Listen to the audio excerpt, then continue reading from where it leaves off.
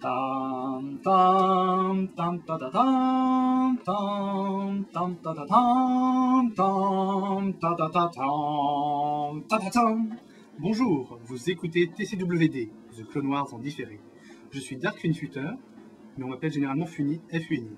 Et j'ai à mes côtés Dark Neo. Salut mon petit Funi, comment ça Salut va? Neo. Ça va, donc moi je me présente, je suis Dark Neo, donc également alias, hein, c'est mon prénom, c'est Arnaud. Alors cette première émission est un test ainsi qu'un substitut à Star Wars en direct spécial TCW, dont la dernière émission date de mi-octobre. Notre démarche n'a pas vocation à remplacer Star Wars en direct, on n'a pas prévu d'en enregistrer d'autres, même si ça pouvait toujours arriver. Oui, tout à fait. On espère de tout cœur qu'Henri, Louis et Thomas, ainsi que le reste de l'équipe de Star Wars en direct, trouveront le temps de commenter la seconde partie de la saison 3. On fait ça pour Gus, dont la détresse due au manque sur le forum de Star Wars Universe nous a émus, et aussi parce que ça nous amuse. Conscient des diversités de goûts et de points de vue au sein de la communauté des fans de Star Wars, le fandom, tout ce qui sera dit dans cette émission n'engage que nous, et tout ce que dira Arnaud n'engage que lui. Ouais. Et surtout avec un peu d'objectivité, hein, quand même, hein, faut le dire. Nous allons donc reprendre là où Star Wars en direct s'est arrêté, l'épisode 6 de la saison 3 de TCW, The Academy. Alors, The Academy, on va commencer. Le synopsis. Voilà, le synopsis. Enfin, je replace l'épisode dans son contexte. Cet épisode fait suite à l'épisode Corruption, qui illustrait maladroitement les ravages de la corruption dans Sendari, capitale de la planète Mandalore. Et la petite phrase, Le synopsis d'abord. Ah oui, vas-y, si tu veux. Alors, le synopsis. Donc, dépassée par l'ampleur de la corruption sur sa planète, la duchesse Satine fait appel à l'aide des Jedi, et ces derniers étant pris par la guerre. Oui, parce que ça se passe pendant la guerre des clones. Oh, mais quelle coïncidence, la série s'appelle justement The Clone Wars. Donc, je disais donc les Jedi, occupés sur les nombreux fronts, ne peuvent lui envoyer que la Padawan Ashoka Tano, afin qu'elle recadre la jeunesse mandalorienne. Voilà, donc pour le synopsis, alors donc, la petite phrase de l'épisode, c'est ceux qui font appliquer la loi doivent la respecter. Non, tu C'est crois? très lourd de sens. Donc on va commencer, commencer un peu l'épisode. Visuel. Hein, T'as des choses à dire sur le visuel? Non, on va peut-être pas commencer ici, le visuel tout de suite. Moi, franchement, je l'avoue sincèrement, moi, Mandalore, j'aime pas du tout le visuel. Oui, l'espèce de cubisme. Oui, c'est la Picasso. c'est pas mon truc. Moi, j'aime bien les étendues vertes, genre Alderan. Dans le même genre, je préfère Coruscant avec la vie du monde. Mais Mandalore, c'est pas mon truc. Bon, en même temps, la planète est censée être désolée. Ouais. C'est comme ça qu'il a décrit dans l'univers étendu.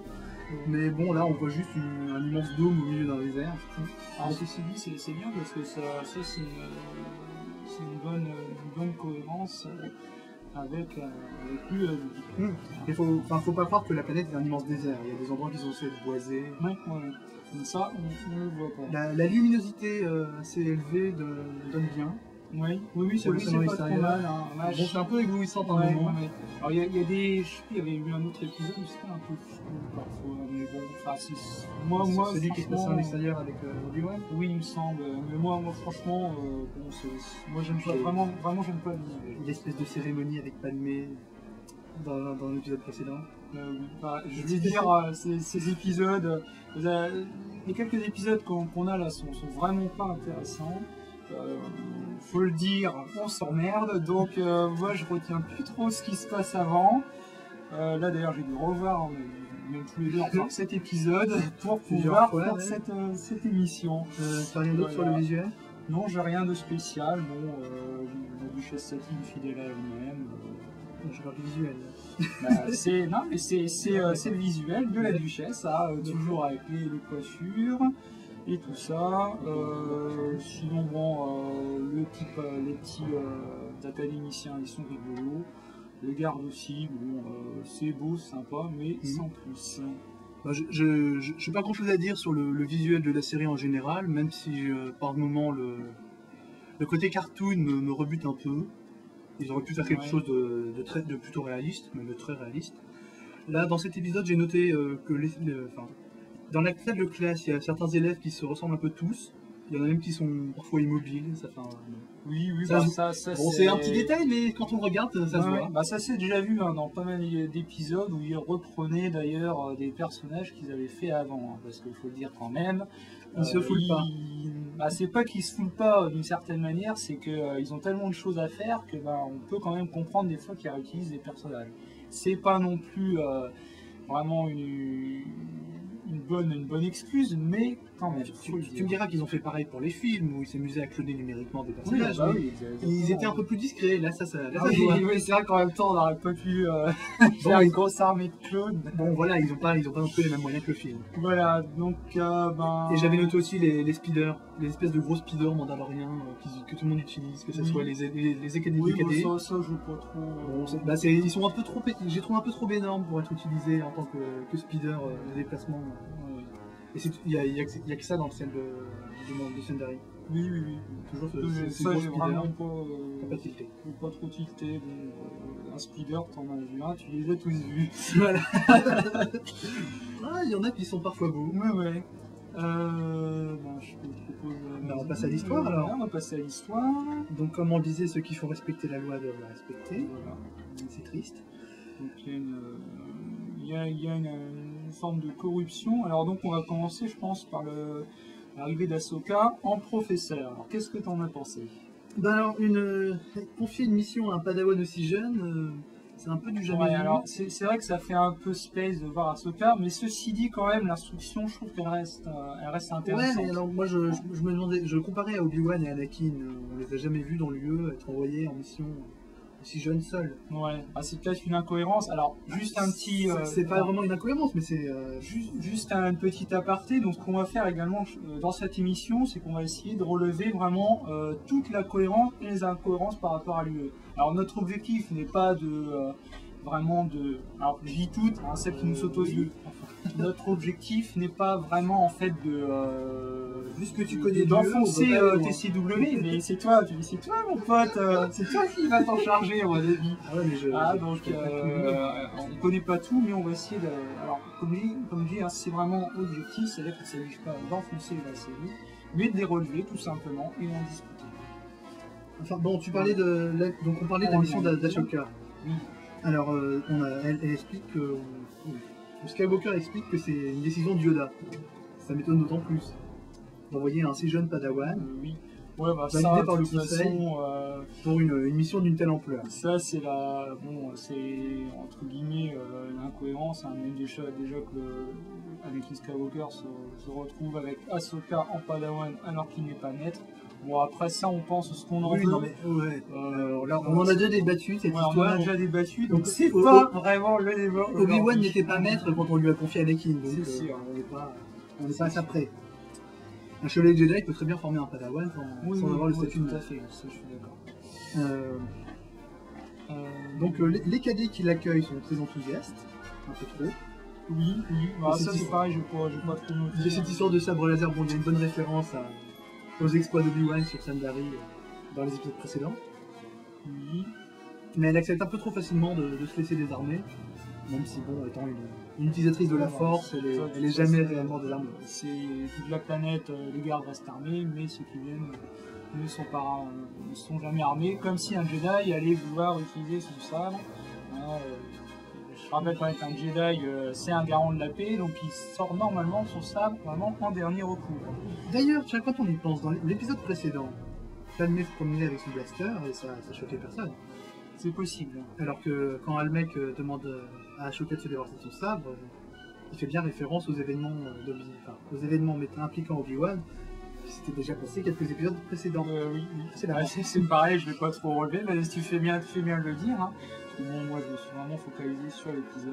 Enfin bon, là c'est du petit détail. Alors je pense qu'on va passer à la suite du résumé de Oui, alors l'épisode. il y a cette histoire de pénurie sur Mandalore, mais pourtant on a vu dans les autres épisodes que le commerce était maintenu. Alors vers la fin de l'épisode, Almec dit que c'est à cause de la guerre qu'il y a un problème d'approvisionnement. Sauf que comme le notent les cadets, l'approvisionnement est maintenu puisque les entrepôts sont pleins. Oui. Donc Oui, c'est des faux nombreuses, prétextes. On avait bien vu aussi dans les épisodes avec Toy Gairia que la Confédération du Commerce et la Fédération du Commerce et leurs copains continuaient à faire du commerce malgré la guerre. On se souvient dans l'épisode 1 que la taxation des routes commerciales les avait scandalisés, mais là la guerre, au contraire, ils en profitent pour faire leur beurre. Exactement. Il n'y a aucun problème d'approvisionnement. C'est un peu ça. Donc, Encore du ouais, prétexte bidon. On disait Ahsoka en prof, donc c'est vrai qu'elle a une instruction quand même, je disais l'instruction quand même intéressante sur le point de la corruption pour les académiciens. Oui, enfin, ce qu'elle raconte est plutôt juste. Oui, Ça- elle est plutôt juste. Non mais c'est bien, c'est bon, c'est vrai que TCW apparemment a quand même une sorte de vocation Éducatif. voilà, éducative. un peu éducative, par le français, Ouais. un peu éducative. J'ai Je trouve, glissé. je trouve que c'est bien pour les gamins, même d'ailleurs Star Wars, je trouve la trilogie et la prélogie ont une petite vocation éducative dans certains points. Tu parles de la philosophie de Yoda, tout ça. Ouais, Voilà, si tu veux. Oui, non mais c'est bon, c'est une petite évocation éducative. Bon, on en vient au corps de l'épisode, qui Voilà. se dégénère rapidement dans une ambiance club des 5. Les cadets partent enquêter. Voilà.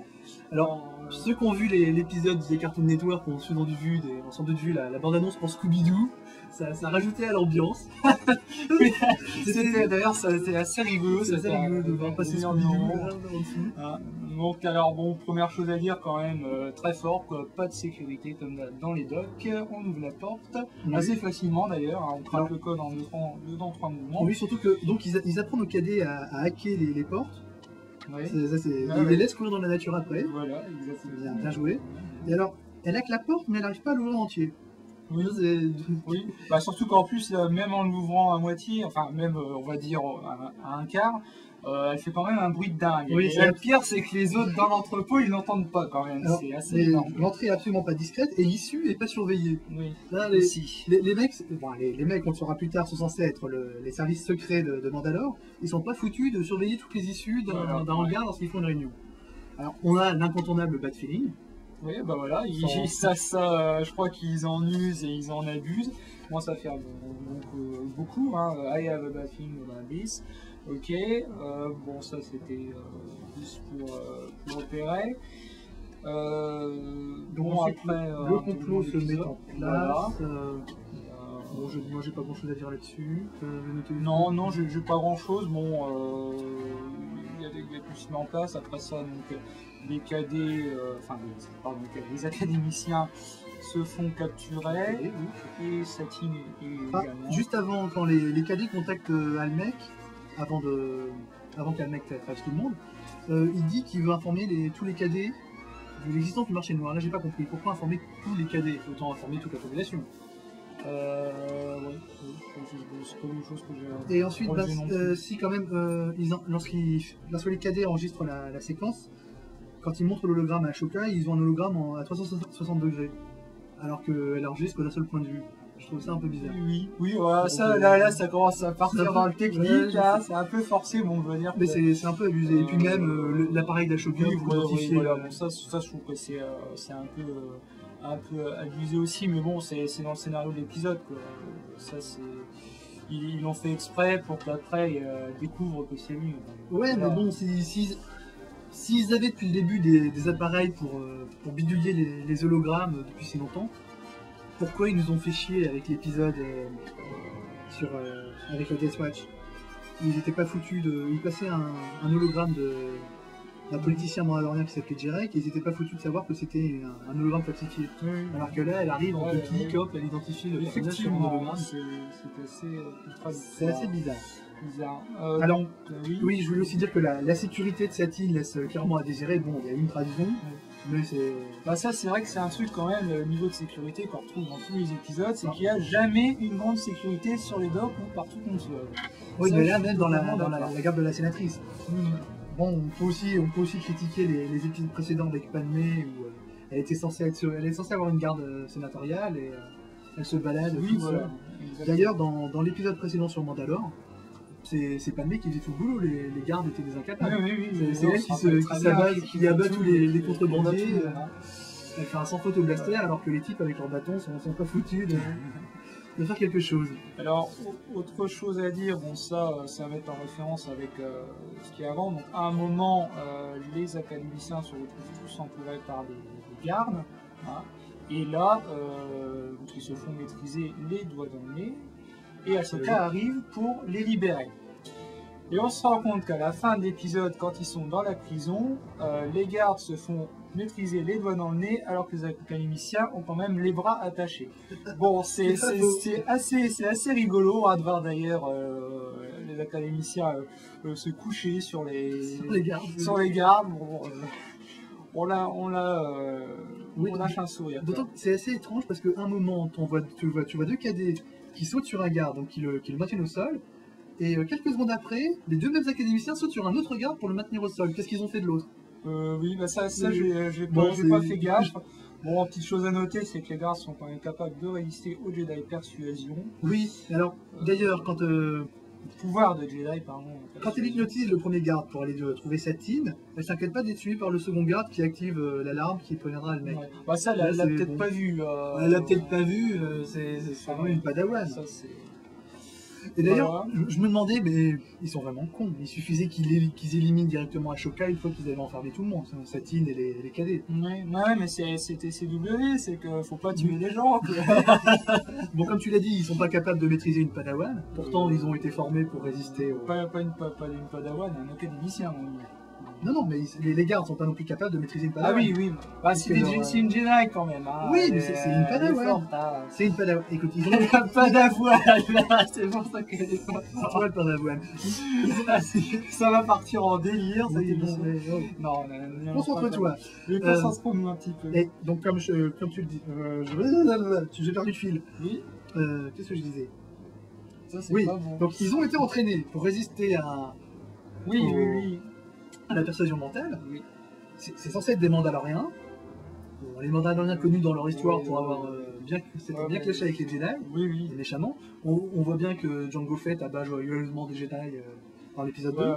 Là, il y en a dans TCW, ils sont pas capables de maîtriser. Dans TCW, on perd l'image du peuple guerrier Mandalore. Hein, Tu te souviens de Death Watch où à 5 ils étaient pas capables d'arrêter Obi-Wan. donc c'est un petit peu... c'est un peu abusé parfois. Abusé. Mais bon, c'est comme ça, on en a décidé ainsi. Et ça nous change des Maz Windu qui sont désormais de droïdes à main nue. Ouais, exactement. Dans une autre série qu'on ne citera pas, mais que nous connaissons tous. Alors la dernière chose, donc bon, Satine se fait libérer, la prison est assez sympa, je trouve, hein, les cubes. Ouais, j'ai pas compris l'intérêt de la prison en stase. Ouais, moi, Ouais, ça fait très SF, quoi, science-fiction. C'est la prison VIP. Voilà. Et le moment, alors je trouve vraiment ridicule, mais bon, en même temps, je comprends, puisque George Lucas, mais même dans Star Wars, dans la trilogie Star Wars et la prélogie, mettre des rapports avec l'humanité. C'est ce qu'on va voir à la fin de l'épisode, le salut américain. Donc ça, j'ai trouvé ça assez ridicule. Des académiciens au vaisseau qui s'en vont.